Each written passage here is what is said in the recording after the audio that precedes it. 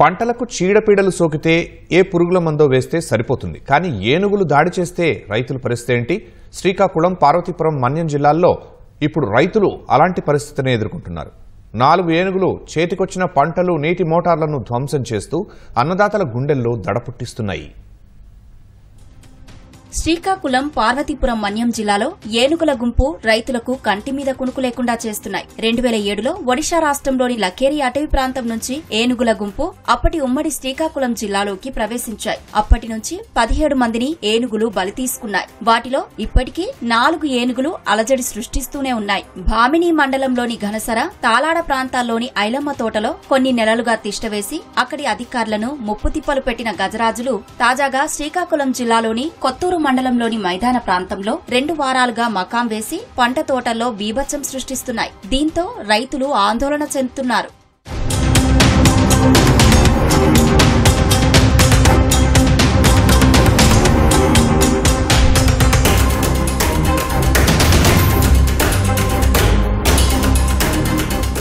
కొత్తూరు మండలంలో వంశధార నదిలో నీటి ప్రవాహం పూర్తిగా అడుగంటడంతో నది దాటి రాష్ట్ర సరిహద్దులోని కడుము గ్రామానికి ఏనుగులు చేరుకున్నాయి. కొత్తూరు మండలంలోని కడుము వసప, కుంటిభద్ర, సిరిసువాడ గ్రామాల్లోని మొక్కజొన్న, చెరకు, అరటి, కర్బూజా పంటల్లో 2 వారాలుగా 4 ఏనుగులు తిరుగుతూ పంటలను నాశనం చేస్తున్నాయి. ఉదయమంతా తోటలు, పొలాల్లో తిరుగుతూ సాయంత్రం నీరు తాగేందుకు వంశధార నదిలోకి దిగుతున్నాయని అన్నదాతలు చెబుతున్నారు. పంట కోసం పెట్టిన పెట్టుబడి మొత్తం నష్టపోయామంటూ రైతులు ఆవేదన వ్యక్తం చేశారు. ఇవి వచ్చేం 4 ఏనుగులు ఒక్కదాకా వచ్చేసి చేతికొచ్చిన ఆరము పంట పోంగొట్టేయి.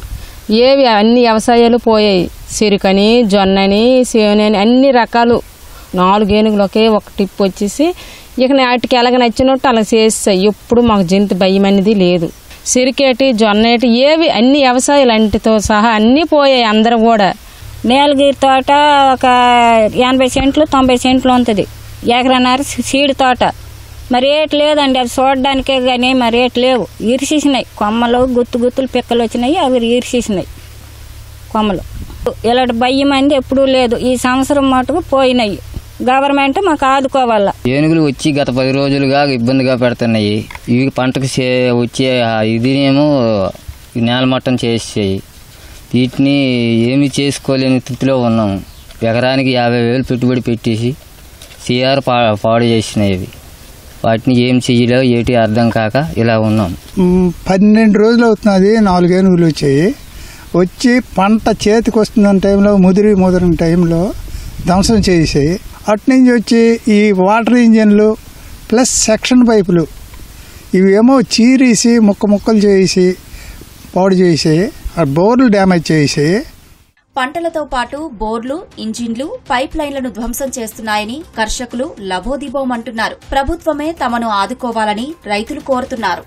మేము కౌలుకి తీసుకోనమండి. వేరే ఊరు నుంచి వచ్చి ఇక్కడ 10 రోజులైంది ఏనుగులు వచ్చినాయి. ఇది నష్టం 10 రోజుల్లోట అనమాట చేతికి వచ్చానమాట నాశనం చేసినాయి. ఇప్పుడు లక్షలు పెట్టాము మదుపు. వాళ్ళకి ఈ అధికారులు చెప్తుంటే రేపు ఏనుగులు వెళ్ళిన తర్వాత వచ్చి మాకేదో చూస్తామని అంటారు. గవర్నమెంట్ అనమాట మాకు ఏదో మేలు చెయ్యాలి. ఈ ఇంజిన్లు అనేది ఎక్కడున్న సెక్షన్ లాగేసి ఇంజిన్లు తిరిగేసి సెక్షన్లు మట్టేసి నీళ్ళు పైపులు మట్టేసి వెళ్ళిపోయినాయి. అలాగా 3 రోజులు మట్టుగా ఏ చెట్టుకి వెళ్ళక, నీడకి వెళ్ళక, ఈ మొక్కజొన్న గుడ్డి, చెరుకు గుడ్డి, ఈ చెరుకు గుడ్డిలో తినడం మొక్కజొన్నకు రావడం, మొక్కజొన్నలో తినడం చెరుకు గుడికి రావడము. ఇలాగా మన గేదెలు, ఆవుల్లాగా ఎండనక రేతిరనక 3 రోజులు ఈ గుడ్లే ఉన్నాయి.